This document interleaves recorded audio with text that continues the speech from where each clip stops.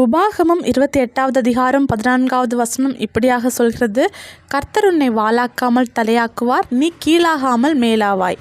இன்னைக்கு அநேக பேருடைய வாழ்க்கை கூனி குறுகி போய் வாழ்கிற ஒரு வாழ்க்கையாக இருக்குது. பரிசுத்த வேதாகமத்தில் 18 வருஷம் கூனியான ஒரு ஸ்திரியை குறித்து பார்க்குறோம். அவங்க நிமிர்ந்து வாழ முடியாதபடிக்கு, நிற்க முடியாதபடிக்கு அவங்களுக்கு இருந்த ஒரு கூன் தடையாக இருந்துச்சு. அதே மாதிரி நம்முடைய வாழ்க்கையிலையும் தலை நிமிர்ந்து நிற்க முடியாதபடிக்கு சில குறைகள் நம்மக்கிட்ட இருக்குது. அந்த குறைகள்னால நம்மளால் நிமிர்ந்து நிற்க முடியல. இன்னைக்கு ஆண்டவர் அந்த குறைகளில் கை வைக்கும்போது நம்ம வாழ்க்கை ஆட்டோமேட்டிக்காக மாறும். நம்ம தலை நிமிர்ந்து நடப்போம்.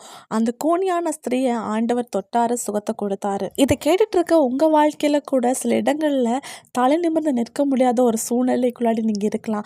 நீங்கள் ஏசப்பா கிட்ட சொல்லுங்கள், ஏசப்பா இதனால என்னால் தலை நிமிர்ந்து நிற்க முடியல, சில மனுஷர்கிட்ட என்னால் பேச முடியல, அவங்க கேட்குற கேள்விக்கு என்கிட்ட பதில் இல்லை நீங்கள் சொல்லும்போது எந்த இடத்துல நீங்கள் குறைவுபட்டிருக்கிறீங்க, உங்களுக்கு ஆண்டவர் எந்த இடத்துல அற்புதம் செய்யணும், அதை ஏசப்பா கிட்ட ஓப்பனாக சொல்லும்போது ஆண்டவர் உங்களுடைய குறைவை நிறைவாக்குவார்.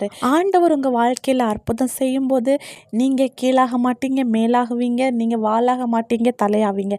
விசுவாசிங்க, அற்புதங்கள் எதிர்பாருங்க. இயேசு கிறிஸ்துவின் நாமத்தில் ஆமென்.